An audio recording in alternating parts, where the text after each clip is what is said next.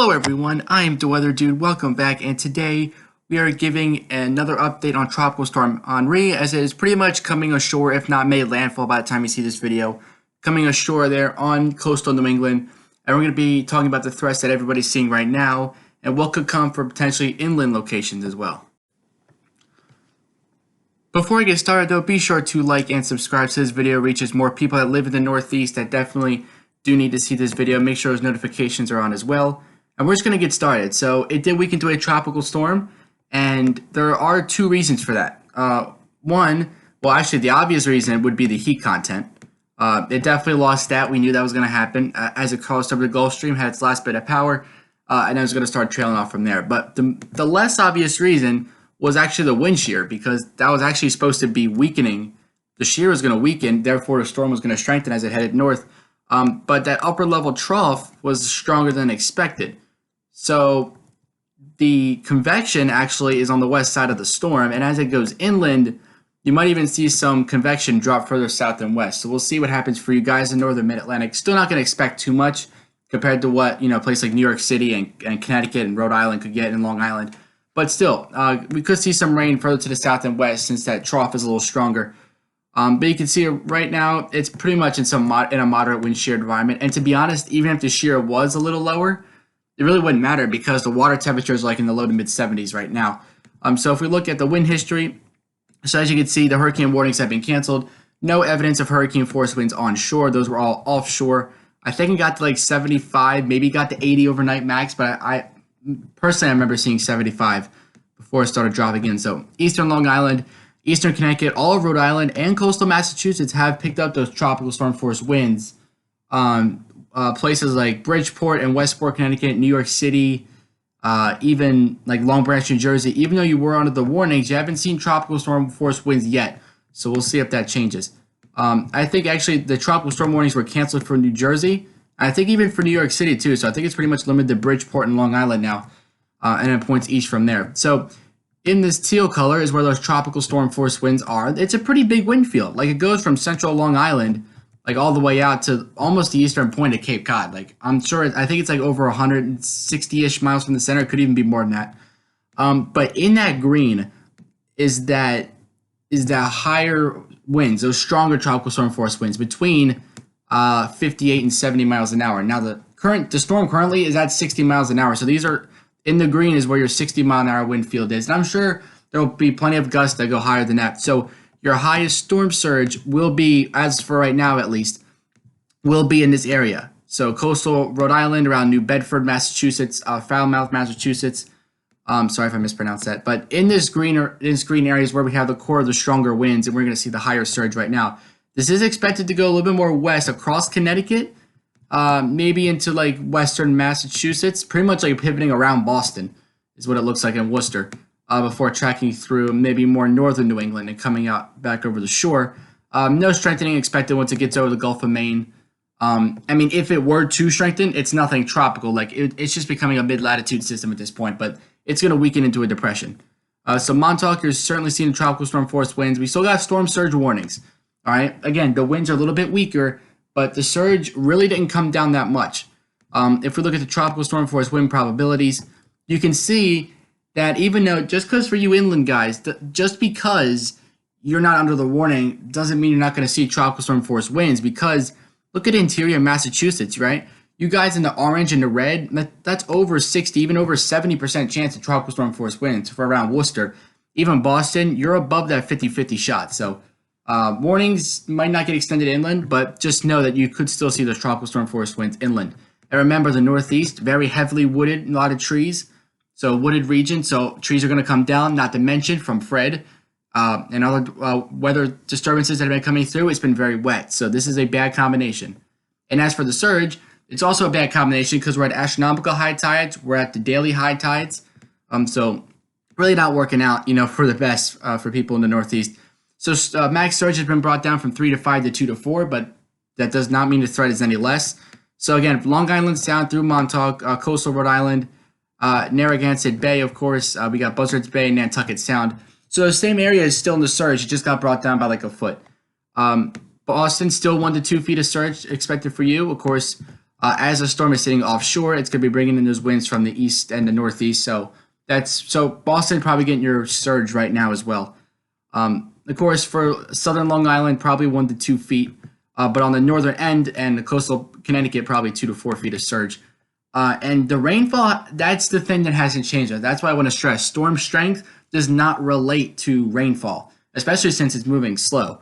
Widespread areas in the yellow here, 4 to 6, and even outside of that, even pretty much almost getting to Philly and Wilkes-Barre, 2 to 4 inches even for you guys. Even New York City, you're right on the cusp. But I would put you more in the 2 to 4 area.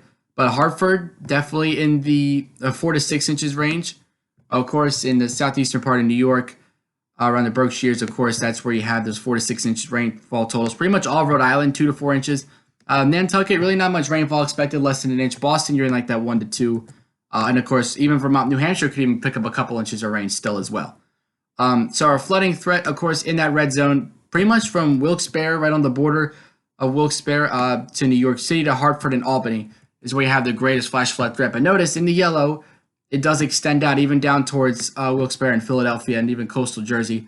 Of course, for you guys down here, again, as I said in the last video, it's also more related from the upper level low that's giving us some energy. But in the red, that is Henri related flash flood threat. So if we look at the satellite imagery here for Henri, yeah, it doesn't look very good.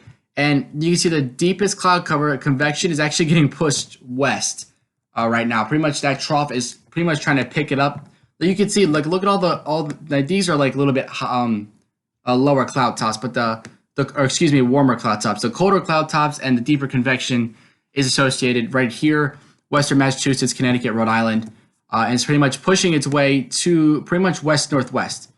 So we'll see if it maybe loops around towards Albany. Does it dip south? Does it just whisk itself back out? We'll be watching that. But really, I mean, it's pretty much come ashore right now. So really not much of the system left. But winds are still pretty strong. Hurricane hunters flying around in there, and they still got some pretty low pressure. Like, the pressure was actually lower, I think, than it was yesterday when it was a hurricane.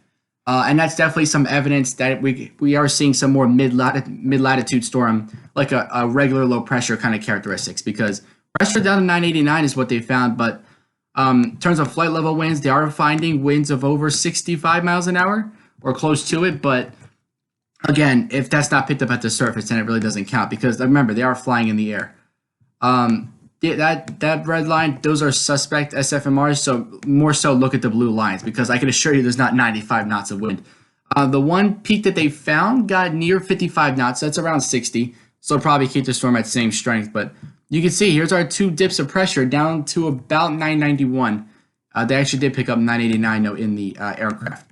Let's get on to some modeling now. So we have the high resolution model up first. We have the 12Z run here just because it goes out the full 48 hours. I actually did come out pretty recently. So again, like you saw on the satellite, watching that area of convection move its way to the west, probably tonight you could see some more rain developing. And even look for the mid-Atlantic, eastern Maryland, Delaware, southern Jersey, eastern Pennsylvania. We'll be watching for some rain, and it could be a little heavier at times.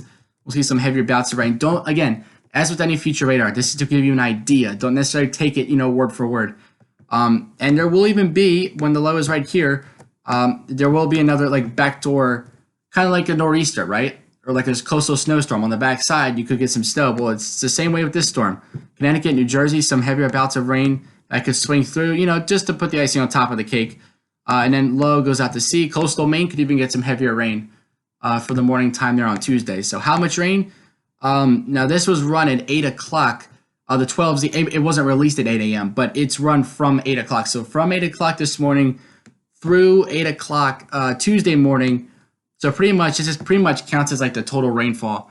2 to 4 inches inside of here, but right just south of Albany, between Albany and New York City there, could even see over 6 inches of rainfall. And of course, further south for eastern PA, northern Jersey, maybe like 1 to 3. Maybe even down we see some heavier bouts of rain through Delaware and South Jersey as well, but not as much rainfall expected for those areas. All right, next up we have the FV3 high resolution model. And again, you can see that it's going to make a more of a pivot back to the west. So like I said in the last video, even though the models were trending east there at the end, they were forecasting a bigger pivot to the west as opposed to a more western landfall and, just going out to sea. So just a little bit more of a track to the west. Honestly, not a big deal. I mean, we pretty much know the general area that's going to get affected. But look when the low stalls right around Albany. Like seriously, the low center, according to this, arrives in Albany pretty much around 10 o'clock p.m. tonight, Sunday night. And then it really doesn't leave the state, at least the low center, until 10 p.m. on Tuesday. So that's pretty much 24 hours there when that low could be sitting over you. So we could be seeing some heavier rain. But it looks like, according to this, by Tuesday morning, we should be done with this. Monday will probably be like the last day. And Monday probably won't be as bad as today for the most part, especially in terms of surge, because we'll see a weaker storm system. But still, the rain will be there. 2 to 4, of course, in those purple colors, but plenty of areas in and around Albany, maybe even around Newark, New Jersey, and New York City, Western Long Island that could see spotty locations up and around 6 inches. And again, that's from 8 o'clock this morning until 8 p.m. Tuesday night. All right, so some heavier rainfall is certainly possible in some localized areas. NAM 3 km. All right, we're just going to the mesoscale models at this point because they can pinpoint it better than the global models. Obviously, if this storm was still a couple days away, then we would use the global models. But if you look, again, it tracks to the west, pretty much right over Albany, and at its westernmost point, or its southernmost point, is when the northern mid-Atlantic states will have the best chance to get some rain, like southeastern Pennsylvania, Jersey, Delaware, eastern Maryland. I don't think it's going to get farther south than Dover and Annapolis and like Cape May. Anywhere south of that, I would say really like no rain. That's pretty much like the cutoff point, besides a shower. But again, when the low is sitting at its westernmost point, we could see some thunderstorms coming from the north and west. And it could still pack a punch, so do keep that in mind, right? Look at Fred. Wasn't even a tropical storm. Wasn't even a depression. It was remnants.